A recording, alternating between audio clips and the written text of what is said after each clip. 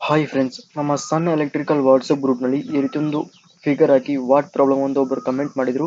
So ಈ ಪ್ರಾಬ್ಲಮ್ಗೆ ಒಂದು ವಿಡಿಯೋನು ಕೂಡ ಅಪ್ಲೋಡ್ ಮಾಡಿದ್ದೀನಿ. ಸೊ ಆ ವಿಡಿಯೋ ನೋಡಿಲ್ಲ ಅಂದರೆ ಕೆಳಗಡೆ ಡಿಸ್ಕ್ರಿಪ್ಷನ್ ಲಿಂಕ್ ಇರುತ್ತೆ, ಕ್ಲಿಕ್ ಮಾಡಿ ನೋಡಿ. ಸೊ ಮತ್ತೆ ಈ ಪ್ರಾಬ್ಲಮ್ಗೆ ಮತ್ತೆ ಇನ್ನೊಂದು ಕ್ವಶನ್ ಕೇಳಿದರೆ ಏನಂದರೆ, ದಟ್ ಮೀನ್ಸ್ ಈ ಪ್ರಾಬ್ಲಮ್ ಏನಂದರೆ ಫೇಸ್ ಮತ್ತು ನ್ಯೂಟ್ರಲ್ನಲ್ಲಿ ಎರಡರಲ್ಲೂ ಸಪ್ಲೈ ಬರ್ತದೆ. ಸೊ ಏನು ರೀಸನ್ ಅಂತ ವಿಡಿಯೋ ಅಪ್ಲೋಡ್ ಮಾಡಿದ್ದೀನಿ, ಹೋಗಿ ನೋಡಿ ಫ್ರೆಂಡ್ಸ್. ಸೊ ಮತ್ತೆ ಆ ಕ್ವಶನ್ಗೆ ಇನ್ನೊಬ್ಬರು ಕಮೆಂಟ್ ಮಾಡಿದ್ದಾರೆ. ಈ ರೀತಿ ಪ್ರಾಬ್ಲಮ್ ಆದಾಗ ಯಾವುದಾದ್ರೂ ಒಂದು ಎಕ್ವಿಪ್ಮೆಂಟ್ನ ಕನೆಕ್ಟ್ ಮಾಡಿದ್ರೆ, ದಟ್ ಮೀನ್ಸ್ ಎಲೆಕ್ಟ್ರಿಕಲ್ ಎಕ್ವಿಪ್ಮೆಂಟ್ನ ಕನೆಕ್ಟ್ ಮಾಡಿದ್ರೆ ಆ ಎಕ್ವಿಪ್ಮೆಂಟ್ ವರ್ಕ್ ಆಗುತ್ತೆ ಅಂತ ಒಬ್ಬರು ಕಮೆಂಟ್ ಮಾಡಿದರೆ. ಸೊ ಏನಾಗುತ್ತೆ ಅಂತ ಈ ವಿಡಿಯೋದಲ್ಲಿ ಫುಲ್ ಕಂಪ್ಲೀಟ್ ಎಕ್ಸ್ಪ್ಲೇನ್ ಮಾಡ್ತೀನಿ. ಸೊ ಅದಕ್ಕೋಸ್ಕರ ಈ ವಿಡಿಯೋನ ಸ್ಕಿಪ್ ಮಾಡಿದ್ರೆ ಲಾಸ್ಟ್ ಗಂಟ ನೋಡ್ತಾ ಇರಿ. ಇದಕ್ಕಿಂತ ಮುಂಚೆ ಈ ವಿಡಿಯೋನ ಲೈನ್ಮೆನ್ ಅಥವಾ KPTS ಎಂಪ್ಲಾಯಿಗಳು ನೋಡ್ತಾ ಇದ್ರೆ ಫಸ್ಟೇ ಸಾರಿ ಕೇಳ್ಕೊತಾ ಇದ್ದೀನಿ. ಏನು ರೀಸನ್ ಅಂತ ಮುಂದೆ ಗೊತ್ತಾಗುತ್ತೆ ಅನ್ಕೊಂಡಿರ್ತೀನಿ. ಸೊ ಏನು ಕಾರಣ ಅಂತ ಇರಲ್ಲ, ಸೊ ನೀವೇ ಅರ್ಥ ಮಾಡ್ಕೊಂಡ್ರೆ ಮಾಡ್ಕೊಳ್ಳಿ. ಸೊ ಫಸ್ಟ್ ಆಫ್ ಆಲ್ ನಾನು ಯಾವ ಪ್ಲೇಸಲ್ಲಿ ಇರೋದು ಅಂದರೆ ಒಂದು ತೋಟದಲ್ಲಿ ಇದ್ದೀನಿ. ಸೊ ನಿಮಗೆ ಗೊತ್ತಿರುತ್ತೆ ತೋಟದಲ್ಲಿ ಯಾವ ರೀತಿ ಪವರ್ ಸಪ್ಲೈ ಕೊಡ್ತಾರೆ ಅಂತ. 7 hours 3 phase ಸಪ್ಲೈ ಕೊಡ್ತಾರೆ, ಮತ್ತು ರಾತ್ರಿ ಟೈಮ್ ಸಿಂಗಲ್ ಫೇಸ್ ಸಪ್ಲೈ ಕೊಡ್ತಾರೆ. ಯಾವ ರೀತಿ ಅಂದರೆ 3 ಫೇಸ್ನಲ್ಲಿ ಒಂದು ಫೇಸಲ್ಲಿ ಮಾತ್ರ 230 ವೋಲ್ಟೇಜ್ ಬರ್ತಾ ಇರುತ್ತೆ.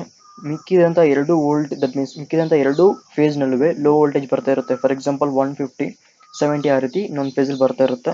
ಸೊ ಈ ರೀತಿ ಇರುತ್ತೆ ಲೈನ್. ಒಂದು ನ್ಯೂಟ್ರಲ್ ಇರುತ್ತೆ, ಮಿಕ್ಕಿರುವಂಥ 3 ಲೈನ್ ಬಂದು ಫೇಸ್ ವೇರ್ ಆಗಿರುತ್ತೆ, that means live wire.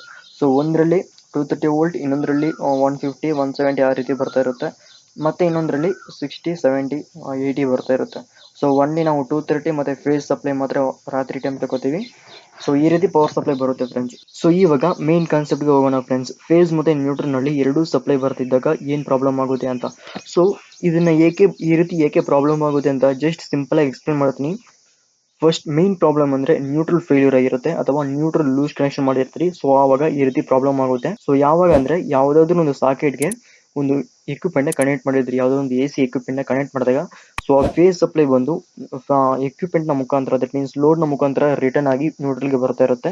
So ಆವಾಗ ಈ ರೀತಿ ಪ್ರಾಬ್ಲಮ್ ಆಗುತ್ತೆ ಫ್ರೆಂಡ್ಸ್. ಸೊ ಆದರೂ ಫುಲ್ ಸಪ್ಲೈ ಬರಲ್ಲ, 230 ವೋಲ್ಟ್ ನ್ಯೂಟ್ರಲ್ ಕೂಡ ಖಂಡಿತ ಬರಲ್ಲ. ಸೊ ಲೋ ವೋಲ್ಟೇಜ್ ಬರ್ತಾ ಇರುತ್ತೆ. ನೀವು ಇಲ್ಲಿ ಅಬ್ಸರ್ವ್ ಮಾಡ್ಬೋದು, ಫೇಸ್ ಟೆಸ್ಟರ್ನಲ್ಲಿ ಲ್ಯಾಂಪ್ ಬಂದು ಜಾಸ್ತಿ ಬ್ರೈಟಾಗಿ ಗ್ಲೋ ಆಯ್ತಿದೆ. ಅದೇ ನ್ಯೂಟ್ರಲ್ ವೈರ್ನಲ್ಲಿ ನೀವೇ ನೋಡ್ಬೋದು, ಸ್ವಲ್ಪ ಜಾಸ್ತಿ ಗ್ಲೋ ಆಯ್ತಿಲ್ಲ, ಮೀಡಿಯಮ್ ಆಗಿ ಗ್ಲೋ ಆಯ್ತಿದೆ.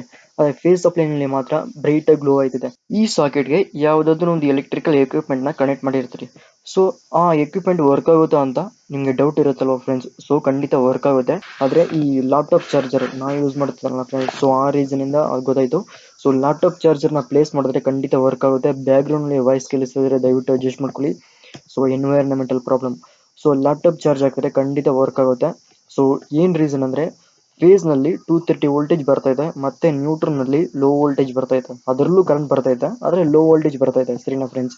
ಫಾರ್ ಎಕ್ಸಾಂಪಲ್ ಒಂದು 70 150 ಆ ರೀತಿ ಬರ್ತಾ ಇರ್ಬೋದು, ಖಂಡಿತ ವರ್ಕ್ ಆಗುತ್ತೆ.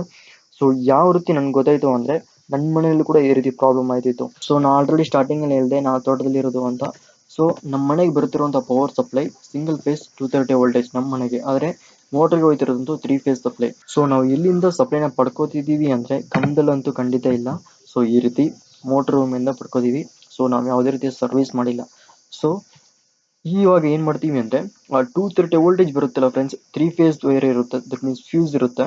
ಆ ಫ್ಯೂಸಲ್ಲಿ ಯಾವ ಫೇಸ್ನಲ್ಲಿ 230 ವೋಲ್ಟೇಜ್ ಬರ್ತಾ ಇರುತ್ತೋ ಅದಕ್ಕೆ ನಾವು ಕನೆಕ್ಟ್ ಮಾಡ್ತೀವಿ. ದಟ್ ಮೀನ್ಸ್ ಹೋಮ್ನಲ್ಲಿ ಮನೆಯಲ್ಲಿ ಯೂಸ್ ಮಾಡ್ತೀವಲ್ಲ, ಲ್ಯಾಂಪ್, ಈ ಲೈಟಿಂಗ್ಸ್ ಮತ್ತು TV ಎಲ್ಲ ರನ್ ಮಾಡಬೇಕಲ್ಲ ಫ್ರೆಂಡ್ಸ್. ಸೊ ಅದಕ್ಕೋಸ್ಕರ 230 ವೋಲ್ಟೇಜ್ ಯಾವ ಫೇಸಲ್ಲಿ ಬರ್ತಾ ಇರುತ್ತೋ ಆ ಫೇಸ್ಗೆ ಕಾಮನ್ನಾಗಿ ಕನೆಕ್ಟ್ ಮಾಡಿ ಬಿಟ್ಟಿರ್ತೀವಿ. ಸೊ ಮತ್ತು ನ್ಯೂಟ್ರಲ್ ಅಲ್ಲೇ ಇರುತ್ತೆ, ಕನೆಕ್ಟ್ ಮಾಡ್ಕೋತೀವಿ. ಸೊ ಇಲ್ಲಿಂದ ನಾವು ಸಪ್ಲೈ ಪಡ್ಕೊಳ್ಳೋದು. ಸೊ ಒಂದು ಟೈಮ್ ಏನಾಗಿತ್ತು ಅಂದರೆ ಲೈನ್ ಕಟ್ಟಾಗಿ ಬಿದ್ದಿತ್ತು ಕೆಳಗಡೆ. ದಟ್ ಮೀನ್ಸ್ ಈ ರೀತಿ ಲೈನ್ ಕಟ್ಟಾಗಿ ಕೆಳಗಡೆ ಬಿದ್ದಿತ್ತು. ಸೊ ಆವಾಗ ನಾವು ಮೋಟ್ರಿಗೆ ಬರುವಂಥ ಸಪ್ಲೈನ ಡಿಸ್ಕನೆಕ್ಟ್ ಮಾಡಿದ್ದು, ಮೇಲ್ಗಡೆನೇ ವೈರ್ ಬಿಚ್ಚಾಕಿದ್ದು. ದಟ್ ಮೀನ್ಸ್ ಈ ರೀತಿ ಸರ್ವಿಸ್ ಮಾಡಿರ್ತೇವಲ್ಲ, ಇಲ್ಲಿಂದನೇ ಬಿಚ್ಚಾಕಿದ್ದು. ಸೊ ಬಿಚ್ಚಾಕಿದಾಗ ನಾವು ಫೇಸ್ ನ್ಯೂಟ್ರಲ್ ಚೇಂಜ್ ಮಾಡಿ ಕೊಟ್ಬಿಟ್ಟಿದ್ದಲ್ವ ಫ್ರೆಂಡ್ಸ್. ಸೊ ಆವಾಗ ಈ ರೀತಿ ಮನೆಗೆ ಕೊಟ್ಟಿರುವಂಥ ಪವರ್ ಸಪ್ಲೈ ಹಂಗೆ ಕಾಮನ್ ಆಗಿತ್ತು. ಸೊ ಇಲ್ಲೇನು ಪ್ರಾಬ್ಲಮ್ ಆಗಿತ್ತು ಅಂದರೆ, ಇಲ್ಲಿ ನ್ಯೂಟ್ರಲ್ ಪಾಯಿಂಟ್ ಇರ್ತಲ್ಲ ಫ್ರೆಂಡ್ಸ್, ಈ ಕಡೆ ನೀವು ಸೈಡಲ್ಲಿ ನೋಡ್ಬೋದು ಈ ನ್ಯೂಟ್ರಲ್ನಲ್ಲೂ ಫೇಸ್ ವೇರ್ ಕೊಟ್ಬಿಟ್ಟಿತ್ತು. ಈ ಫೇಸ್ ಕಾಮನ್ ಆಗಿ ಫೇಸ್ ಆಗಿತ್ತು, ಮತ್ತು ಈ ಎರಡೂ ಫೇಸಲ್ಲಿ ಯಾವುದಾದ್ರು ನ್ಯೂಟ್ರಲ್ನ ಕನೆಕ್ಟ್ ಮಾಡಿಬಿಟ್ಟಿತ್ತು ಫ್ರೆಂಡ್ಸ್. ಸರಿನಾ? ಇವಾಗ ಇಲ್ಲಿ ಏನು ಪ್ರಾಬ್ಲಮ್ ಅಂದರೆ ಇದರಲ್ಲೂ ಫೇಸ್ ಹೋಯ್ತದೆ, ಇದರಲ್ಲೂ ಫೇಸ್ ಹೋಯ್ತದೆ. ಯಾಕಂದರೆ ಮೇಲ್ಗಡೆ ಇಲ್ಲಿ, ದಟ್ ಮೀನ್ಸ್ ಇಲ್ಲಿ ಕನೆಕ್ಷನ್ ಕೊಡುವಾಗಲೇ ಅಪ್ಪಿ ಕೊಟ್ಬಿಟ್ಟಿದ್ದು, ನ್ಯೂಟ್ರಲ್ನ ಕೊಟ್ಟಿಲ್ಲ.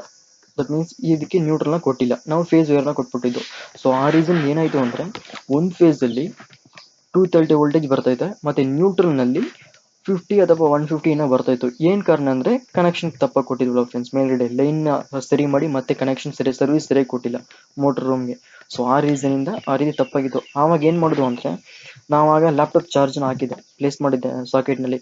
ಸೊ ಆವಾಗ ಆ ಲ್ಯಾಪ್ಟಾಪ್ ಬಂದು ಚಾರ್ಜ್ ಆಯ್ತಿತ್ತು. ಏನಿದು ಎರಡರಲ್ಲೂ ಕರೆಂಟ್ ಬರ್ತಾ ಇದೆ ಬಟ್ ಚಾರ್ಜ್ ಆಯ್ತಿದೆ ಅಂತ. ಸೊ ನೋಡಿದೆ. ಅದಿಲ್ಲದೆ ಮತ್ತೆ ಇನ್ಕ್ಯಾಂಡಿಸೆಂಟ್ ಲ್ಯಾಂಪ್, ದಟ್ ಮೀನ್ಸ್ ಈ 10 ರುಪೀಸ್ ಬಲ್ಬ್ ಬರುತ್ತಲ್ಲ ಫ್ರೆಂಡ್ಸ್, ಇನ್ಕ್ಯಾಂಡಿಸೆಂಟ್ ಲ್ಯಾಂಪ್. ಸೊ ಆ ಲ್ಯಾಂಪ್ ಕೂಡ ಗ್ಲೋ ಆಯ್ತಿತ್ತು, ಆದರೆ ಅತಿ ಬ್ರೈಟಾಗಿ ಗ್ಲೋ ಆಯ್ತಿತ್ತು. ಕಾಮನ್ ಆಗಿ ಫೇಸ್ ಮತ್ತು ನ್ಯೂಟ್ರಲ್ನಲ್ಲಿ ನೀವು ಟಚ್ ಮಾಡಿದಾಗ, ದಟ್ ಮೀನ್ಸ್ ಗ್ಲೋ ಆದಾಗ ಸ್ವಲ್ಪ ಬ್ರೈಟ್ನೆಸ್, ಅಷ್ಟೊಂದು ಬ್ರೈಟ್ನೆಸ್ ಇರಲ್ಲ. ಆದರೆ ಫೇಸ್ ಟು ಫೇಸ್ ಕನೆಕ್ಟ್ ಮಾಡಿದಾಗ, ಫೇಸಲ್ಲಿ ಹೈ ವೋಲ್ಟೇಜ್ ಐತೆ, ದಟ್ ಮೀನ್ಸ್ 230 ವೋಲ್ಟೇಜ್ ಐತೆ, ಇನ್ನೊಂದು ಫೇಸ್ನಲ್ಲಿ ಲೋ ವೋಲ್ಟೇಜ್ ಐತೆ. ಸೊ ಆವಾಗ ಆ ಲ್ಯಾಂಪ್ ಬಂದು ಫುಲ್ ಬ್ರೈಟಾಗಿ ಉರಿತಿತ್ತು ಫ್ರೆಂಡ್ಸ್. ಆದರೆ ಲ್ಯಾಂಪ್ ಯಾವುದೇ ರೀತಿ ಪ್ರಾಬ್ಲಮ್ ಆಗಿಲ್ಲ. ಲ್ಯಾಂಪ್ ವರ್ಕ್ ಆಗುತ್ತೆ, ಇನ್ಕ್ಯಾಂಡಿಸೆಂಟ್ ಲ್ಯಾಂಪ್ ಅದು ಖಂಡಿತ ವರ್ಕ್ ಆಗುತ್ತೆ. ಮತ್ತು ನಾ ಹೇಳ್ದಂಗೆ laptop charger, mobile charger common ಆಗಿ ಗೊತ್ತಿಲ್ಲ. ನಾವು ಒಂದ್ಸತಿ ಹಾಸ್ಟೆಲ್ ಇದ್ದಾಗ ಆ ರೀತಿ ಆಗಿತ್ತು. ಹಾಸ್ಟೆಲ್ ಮೊಬೈಲ್ ಚಾರ್ಜರ್ ವರ್ಕ್ ಆಗುತ್ತೆ. ಸೊ ಒಬ್ಬೊಬ್ಬರು ಹೇಳ್ತಿದ್ದಾರೆ ವರ್ಕ್ ಆಗಲ್ಲ ಅಂತ. ಖಂಡಿತ ವರ್ಕ್ ಆಗುತ್ತೆ, ಕೆಲವೊಂದು ಎಕ್ವಿಪ್ಮೆಂಟ್ ವರ್ಕ್ ಆಗಲ್ಲ ಅಷ್ಟೇ ಫ್ರೆಂಡ್ಸ್. ಸೊ ಇದೇ ರೀತಿ ಪ್ರಾಬ್ಲಮ್ ನ್ಯೂಟ್ರಲ್ ಕಟ್ ಆದ್ರೂ ಎರಡರಲ್ಲೂ ಸಪ್ಲೈ ಬರ್ತಿರುತ್ತೆ. ಒಂದ್ರೆ ಲೋ ವೋಲ್ಟೇಜ್ ಬರುತ್ತೆ, ಇನ್ನೊಂದ್ರೆ ಕಾಮನ್ ಆಗಿ 230 ವೋಲ್ಟೇಜ್ ಬರ್ತಿರುತ್ತೆ. ಈ ರೀತಿ ಬಂದಾಗ ಖಂಡಿತ ಯಾವುದೋ ಒಂದು ಎಕ್ವಿಪ್ಮೆಂಟ್ ವರ್ಕ್ ಆಗುತ್ತೆ ಫ್ರೆಂಡ್ಸ್, ಸರಿನಾ? ಕೆಲವೊಬ್ರು ಹೇಳ್ತಿದ್ದಾರೆ ವರ್ಕ್ ಆಗಲ್ಲ ಅಂತ. ಖಂಡಿತ ವರ್ಕ್ ಆಗುತ್ತೆ. ಸೊ ನಿಮ್ಮ ಮನೇಲಿ ಈ ರೀತಿ ಪ್ರಾಬ್ಲಮ್ ಆಗಿ ನೀವು ಒಂದು ಎಕ್ವಿಪ್ಮೆಂಟ್ನ ಕನೆಕ್ಟ್ ಮಾಡಿ ವರ್ಕ್ ಆಗಿದೆ ಅಂದರೆ ಕೆಳಗಡೆ ಕಮೆಂಟ್ ಬಾಕ್ಸಲ್ಲಿ ಕಮೆಂಟ್ ಮಾಡಿ. ಸೊ ಈ ವಿಡಿಯೋ ಅರ್ಥ ಆಗಿಲ್ಲ ಅಂದರೆ ಕೆಳಗಡೆ ಕಮೆಂಟ್ ಬಾಕ್ಸಲ್ಲಿ ಕಮೆಂಟ್ ಮಾಡಿ, ಮತ್ತೆ ಇನ್ನೊಂದು ವಿಡಿಯೋ ಕೂಡ ಅಪ್ಲೋಡ್ ಮಾಡ್ತೀನಿ. ಸೊ ನಾನು ಎಕ್ಸ್ಪ್ಲೇನ್ ಮಾಡಿರುವಂಥ ವಿಧಾನ ನಿಮಗೆ ಇಷ್ಟ ಆಗಿದರೆ ನಮ್ಮ ಚಾನಲ್ನ ಸಬ್ಸ್ಕ್ರೈಬ್ ಮಾಡ್ಕೊಳ್ಳಿ. ಸೊ ನಿಮ್ಮ ಫ್ರೆಂಡ್ಸ್ಗಳಿಗೂ ಕೂಡ ಶೇರ್ ಮಾಡಿ. ನಮ್ಮ ವಾಟ್ಸಪ್ ಗ್ರೂಪ್ ಪೇಜ್ ಜಾಯ್ನ್ ಆಗಿಲ್ಲ ಅಂದರೆ ಡಿಸ್ಕ್ರಿಪ್ಷನ್ ಲಿಂಕ್ ಇರುತ್ತೆ, ಕ್ಲಿಕ್ ಮಾಡಿ ಜಾಯ್ನ್ ಆಗಿ ಫ್ರೆಂಡ್ಸ್.